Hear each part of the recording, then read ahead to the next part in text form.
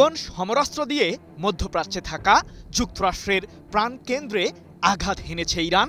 দেশটির প্রতিশোধমূলক হামলায় লন্ডভন্ড পারস্য উপসাগরীয় অঞ্চলে থাকা যুক্তরাষ্ট্রের পঞ্চম নৌবহরের সদর দপ্তর বাদ যায়নি কুয়েতে অবস্থিত মার্কিন সামরিক বিমান ঘাঁটিও। হঠাৎ করেই মার্কিনীদের বিরুদ্ধে এভাবে গর্জন কেন দিল ইরান? তবে কি বিশেষ অস্ত্রের উত্তাপ ছড়িয়েই যুক্তরাষ্ট্রের শাসকের বুকে ভয় ধরিয়ে দিয়েছে তেহরান? জানা গেছে 1000 ক্ষেপণাস্ত্রের বিশাল বহর প্রস্তুত রেখেছে ইরানের সামরিক বাহিনী। যে কোনো মুহূর্তে পূর্ণাঙ্গ যুদ্ধ শুরু হলেই মার্কিনীদের ঘায়েলে ছুটে চলবে ইরানের শক্তিশালী মিসাইলের বহর। প্রশ্ন হলো, কতটা ক্ষতির মুখে পড়েছে মধ্যপ্রাচ্যে থাকা মার্কিনীদের সামরিক স্থাপনাগুলো?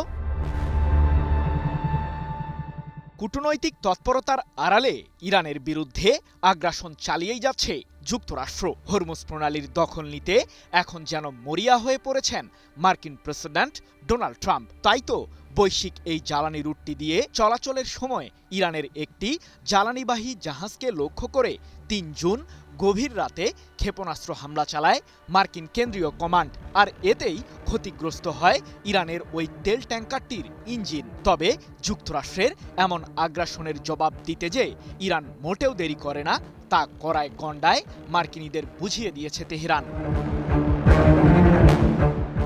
হরমুজ প্রণালী দিয়ে জোরপূর্বক পার হওয়ার চেষ্টা করছিল পানায়া নামে যুক্তরাষ্ট্র ও ইসরায়েল সংশ্লিষ্ট একটি জাহাজ। তবে বেশি দূর আগাতে পারেনি ইহুদিবাদীদের ওই জ্বালানি ট্যাঙ্কারটি। ইরানের সর্বোচ্চ প্রতিরক্ষা বাহিনী আইআরজিসির ছোড়া ক্ষেপণাস্ত্রের সামনে নিজের গন্তব্য পরিবর্তন করতে বাধ্য হয় জাহাজটি। কিন্তু এতেই পরিস্থিতি শান্ত হয়নি। ইরানের কেশম দ্বীপের দক্ষিণ অংশে থাকা আইআরজিসির একটি যোগাযোগ টাওয়ারকে লক্ষ্য করে হামলা চালানোর দাবি করেছে যুক্তরাষ্ট্র।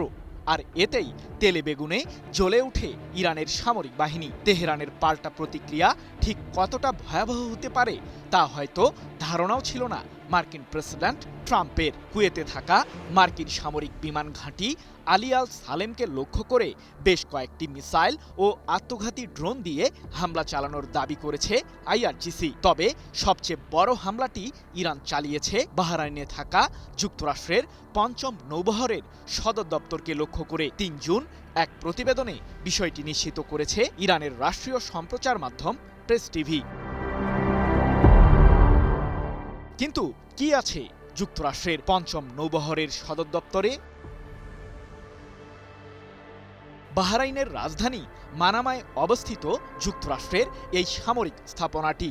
জানা গেছে মার্কিন পঞ্চম নৌবহরের সদর দপ্তরে রয়েছে প্রায় ৮,০০০ সেনা। এছাড়াও শত্রুপক্ষের ক্ষেপণাস্ত্র হামলা ঠেকাতে মার্কিনী ওই সামরিক স্থাপনাটিতে মোতায়েন আছে যুক্তরাষ্ট্রের তৈরি শক্তিশালী রাডার ব্যবস্থাও। বিশ্লেষকদের ধারণা, মার্কিন সামরিক বাহিনীর প্রতিরক্ষা কাঠামোকে ধ্বংস করতেই এমন পাল্টা হামলা চালিয়েছে ইরানের সর্বোচ্চ প্রতিরক্ষা বাহিনীটি। যদিও এই হামলাকে যুক্তরাষ্ট্রের জন্য সতর্কতামূলক সংকেত হিসেবেই দাবি করেছে আইআরজিসি। এ প্রসঙ্গে ইরানের এই বাহিনীটি জানিয়েছে, আমরা আগেই সতর্ক করেছিলাম যে মার্কিনীদের যে কোনো আগ্রাসী কর্মকাণ্ডের নতুন জবাব ভিন্ন ও আরও কঠোরভাবেই দেবে তেহরান। আমরা সে অনুযায়ী পদক্ষেপ নিয়েছি। আশা করি শত্রুদের উচিত শিক্ষা হয়েছে। এর আগে যুক্তরাষ্ট্র ও ইসরায়েলের বিরুদ্ধে সাময়িক যুদ্ধবিরতির মাঝেই নিজেদের সামরিক শক্তিকে পূর্বের চেয়েও উন্নত করার ঘোষণা দিয়েছে ইরান। এ প্রসঙ্গে আইআরজিসির শীর্ষ কর্মকর্তা ব্রিগেডিয়ার জেনারেল হোসেইন মোহেব্বি বলেছেন, বাস্তবতা হলো যুদ্ধবিরতির সময় আমাদের সামরিক ও অভিযানিক সক্ষমতা বৃদ্ধি পেয়েছে। শত্রুরা যদি রণাঙ্গনে ফেরে তবে অভিযানের প্রকৃতি, যুদ্ধক্ষেত্রের ভৌগোলিক অবস্থান, সর্বোপরি ভিন্ন ধরনের অস্ত্র ব্যবহার করবে ইরান। JBS holdings limited. বিশ্লেষকদের ধারণা, ইরান তৈরি করেছে এমন ক্ষেপণাস্ত্র যা মধ্যপ্রাচ্য পেরিয়ে ইউরোপ অঞ্চলে থাকা যুক্তরাষ্ট্রের সামরিক লক্ষ্যবস্তুতে আঘাত হানতে সক্ষম। ভারত মহাসাগরে অবস্থিত যুক্তরাজ্য ও যুক্তরাষ্ট্র পরিচালিত সামরিক ঘাঁটি দিয়াগো গার্সিয়াতে সম্প্রতি হামলা চালিয়েই সেই শক্তির নমুনা দেখিয়েছে ইরান। সৃজন মাহমুদ, নিউজ 24।